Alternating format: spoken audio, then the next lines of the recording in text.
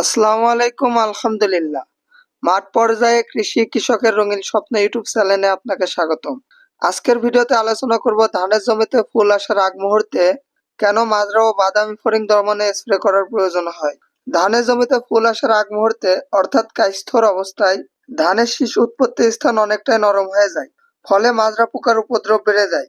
প্রতিরোধমূলক ব্যবস্থা না নিলে সাদা শীষ মাত্রাধিক হয়ে থাকে, ফলে অনেক বেশি ক্ষতির সম্মুখীন হতে হয়। তাছাড়া বাদামি ফড়িং অর্থাৎ কারেন্ট পোকার উপদ্রব এই সময়টাতেই বেড়ে যায়। বাদামি ফড়িং অর্থাৎ কারেন্ট পোকা ক্ষেতের জন্য ক্ষতিকর, কারণ আক্রমণে ধানের গাছগুলো নষ্ট হয়ে যায় এবং ফলনে ব্যাহত হয়। বাদামি ফড়িং বা কারেন্ট পোকার উপদ্রব বোঝা যায় তখনই যখন ধানের জমিতে অংশ বিশেষ অনেকটা পুড়ে যাওয়ার মতো হয়ে নষ্ট হয়ে যায়।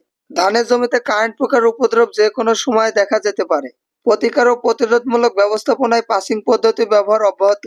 তাছাড়া কীটনাশক স্প্লেন্ডার, পাইরাজিন, রাইজিন ইত্যাদি কীটনাশকগুলো ব্যবহার করা যেতে পারে। তাছাড়া মাজরা দমনে আলোড়ন, ট্রেন্সকোর, ইনসিপিউরর, কার্টা প্রভৃতি ওষুধগুলো ব্যবহার করা যায়। আমার ধানের জমিতে ফুল আসার আগ মুহূর্তে মাজরা ও বাদামি ফড়িং দমনে আলোড়ন ও স্প্লেন্ডার ব্যবহার করলাম। আলোড়ন সুইট এগ্রোভেট লিমিটেডের লুফেনিউরন 40% ও এমামেবাটিন বেনজাইড 10%, আর স্প্লেন্ডার ন্যাশনাল এগ্রি কেয়ারের পাইরোমেট্রোজিন 60% ও নিতেন পাইরাম 20%। ভিডিওটি ভালো লাগলে লাইক ও কমেন্টের মাধ্যমে আপনার মূল্যবান মন্তব্যটি জানিয়ে পরবর্তী ভিডিও তৈরিতে সাহায্য করবেন।